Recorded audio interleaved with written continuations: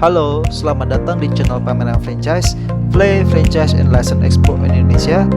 Jangan lupa untuk subscribe dan nyalakan notifikasinya agar selalu mendapatkan info terbaru mengenai kewirausahaan. So I'd like to take about 15 minutes to talk to you about some franchise trends and post-COVID franchising environment. And if you don't mind, I'll share my screen and start my presentation. So we'll start by talking about some of the trends from 2019 heading into 2020 in global franchising. And these will be important because we'll talk about them later in the presentation. So some of the global franchise trends heading into 2020 were international expansion, use of technology, growing importance of emerging markets, and a growing demand for specialized services, and a growth of health, fitness, and wellness franchises. On the topic of globalization, more American brands are expanding outside of the US than inside of the US for the past 2 years. For every one franchise a brand opens in America, they open at least 2 to 2.5 outside of America. And that trend is also being recognized in both Australia and the UK and several other developed countries. You can't escape the fact that technology is critical to the franchise industry, something that needs to be embraced. Emerging markets such as your beautiful country, Indonesia, are becoming more and more important as opportunities. Specialized services such as maintenance services and typically non-food franchises that were not considered as international opportunities 20 years ago are among the fastest growing sectors. And of course, more and more people living busy lifestyles are looking at health and wellness, and there's a demand for health and wellness and fitness franchises around the world.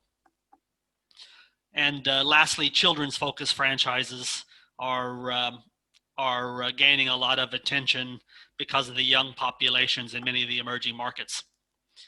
Just a few more trends. Casual and premium fast casual restaurants are being looked at. Fast food, or QSR, is very saturated, and the casual and premium fast casual is getting more attention. Healthy menu options are getting more attention. Growth of mobile franchises, food trucks, for example. Excuse me. Non-traditional franchise entrants such as hotels who are operating franchise businesses. You have a brand called Archipelago Hotel Group there, which is one of the biggest hotel franchise operators in the region, with Fave and Neo and Aston's and some of their other properties. You see a lot of franchises giving back, so the social consciousness of franchises. And another big trend is cloud, ghost, and host kitchens, which are being looked at as franchise and licensing opportunities. So we're going to spend a couple of minutes talking about the negative, and then I'm an optimist. My glass is always half full. We're going to move on to the positive. So franchising in the pandemic. A successful brand is built on a foundation of a profitable business model, a competitive market position, and committed ownership and leadership. And this is the key to building a successful brand, regardless of what type of brand it is. And the reality is that the pandemic has shaken some of those foundations from some very substantial, very large brands because of the impact of their home market and the impact on their profitability, their sales profitability and competitiveness. And of course, if your house is burning and you're dealing with putting out the fire, you don't look at the neighbor's house or your friend's house in the next city. You focus on putting out your own fires. So during this pandemic, a lot of brands, a lot of franchises have been focusing on taking care of their business in their home market.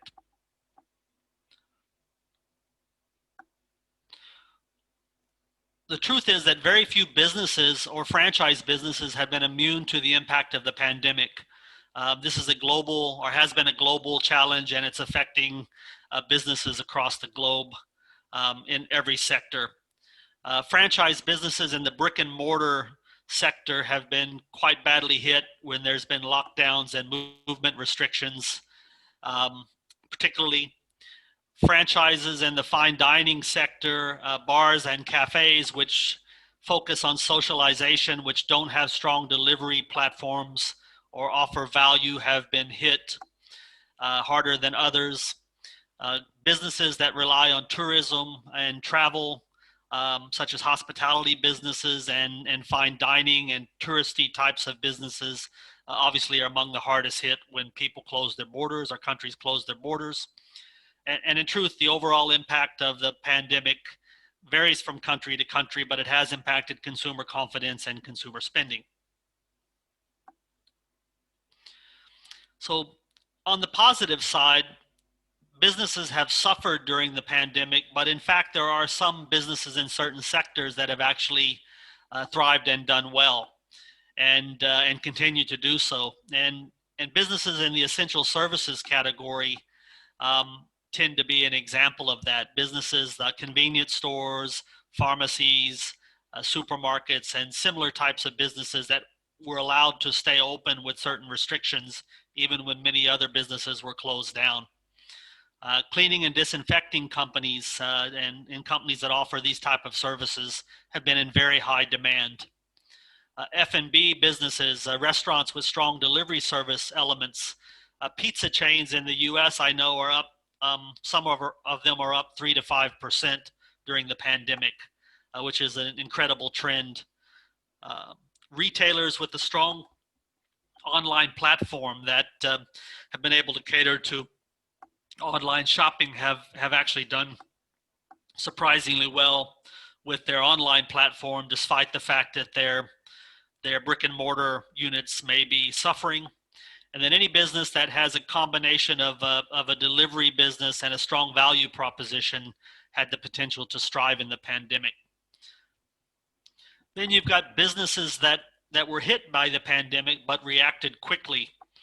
And some examples are fitness franchises, which quickly moved to online classes, children's education, extracurricular education franchises, which quickly moved to online classes, one-on-one and group classes, retail brands that quickly moved to develop their online platform, and F&B brands that quickly moved to launch delivery service. So within a matter of a couple of months, you saw many brands reacting very quickly because they had strong leadership.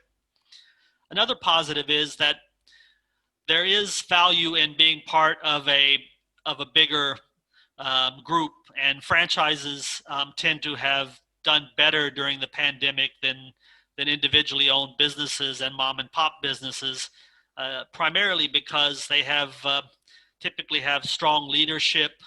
They have economies of scale with their supplies and products, and they have strong brand awareness and loyalty. So franchise businesses have been able to weather the storm of the pandemic better than non-franchise businesses on a whole.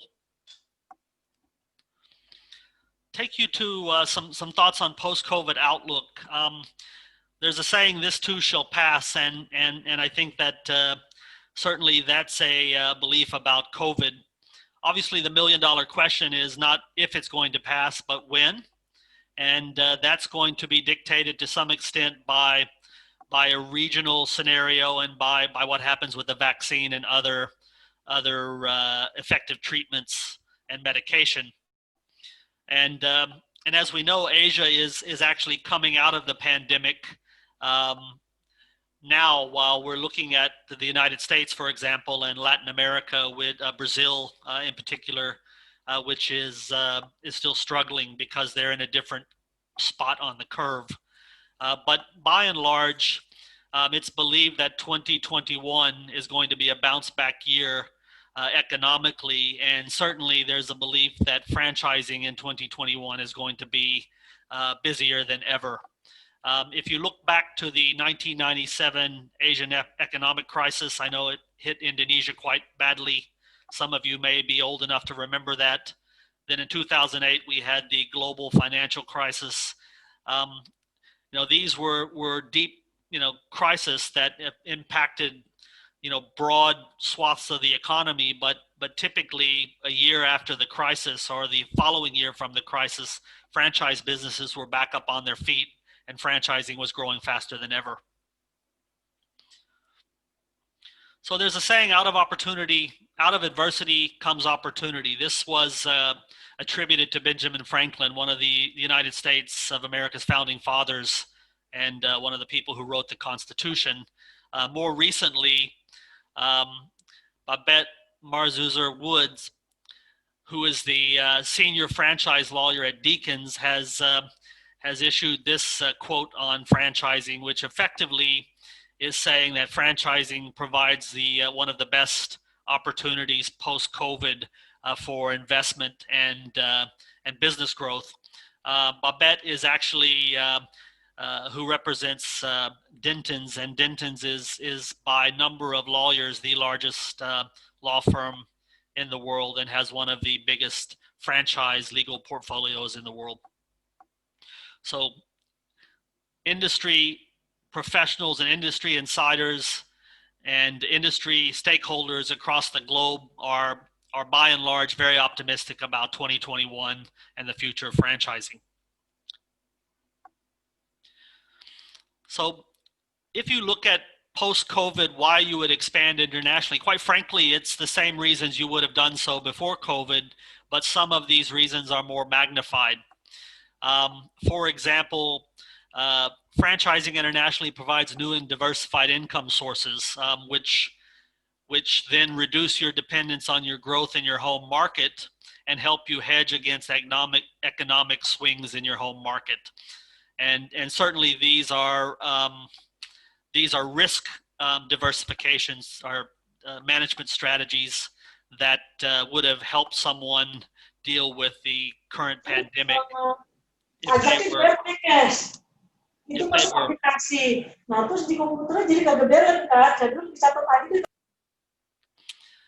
if those brands were more broadly developed outside of their home markets. If you expand your business internationally, you can leverage your IP. You've already created your systems, tools, and processes. You've got your trademarks and your other intellectual property, and you don't have to recreate that for every new country. You can basically leverage that. And many international markets are less saturated than your home market. And just to say that franchising is not a cash flow strategy. International franchising is not a cash flow strategy. It's a brand equity strategy to allow you to create value for your brand stakeholders. If you have to franchise to raise capital or to expand internationally to raise capital, you have to examine your brand and what your the foundations you're built on, because if you can't make money with your brand, then franchisees won't be able to make money with your brand. Just a couple of more slides. I want to talk to you a little bit about the region and your country of Indonesia. This is an index, some data from an index from 2019 called the Franchise Attractiveness Index. And this is a very highly respected index, which is developed annually by researchers at the Rosenberg International Franchise Center. And what this does is it ranks countries according to their attractiveness as places where franchisors want to expand internationally. And they have two rankings. One is a balanced growth ranking and another is an aggressive growth ranking. And these are based on risk. My company, World Franchise Associates, represents 200 brands, and I can tell you that most of our clients have more of the aggressive growth mentality. So they look at the ranking on the right. And what this shows is very encouraging for Southeast Asia. It shows that there's 6 Southeast Asian countries in the top 50 in both categories. And just to let you know, this is a ranking of 131 countries that are ranked in this index. And if you look at Indonesia, on the balanced index, you rank 34th, and on the aggressive index, you rank 11th. So what this says is, out of 131 international countries on an aggressive growth index, Indonesia is considered the 11th most active country for a franchisor to look for franchisees to operate their brands. And I think that's quite a phenomenal statistic. And Southeast Asia as a whole, there's 10 countries and 6 of them are in the top 50 in both categories. I think that again is a testament to the economic growth and development and the positive trends in these countries in this ASEAN region. One more slide for you before I wrap up. From the outside looking in, and from a franchising perspective, I'm not an economist and I'm not an Indonesian political or socioeconomic expert, but this is what foreign franchisors see when they look at Indonesia. They look at the appeal. They see the 4th largest population in the world, 56.4% urban population, growing at maybe 2.25% annually. They see a density, an incredible density. Jakarta is one of the top 20 largest cities in the world, and then if you take Jabodetabek, that's probably even higher up than Jakarta as an urban center, and then West Java as a population density is again one of the highest, most densely populated regions in the world. There are 12 cities in Indonesia, I believe, with more than 1 million people.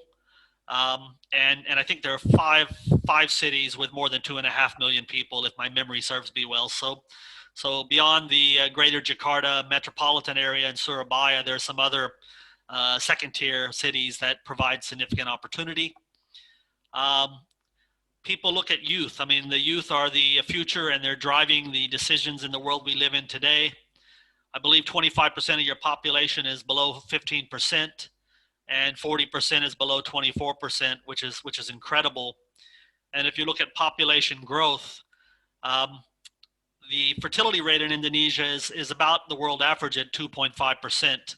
That's slowed down a lot with urbanization and with more, various factors, including more and more women being educated and working and smaller families, but still it's an incredible number.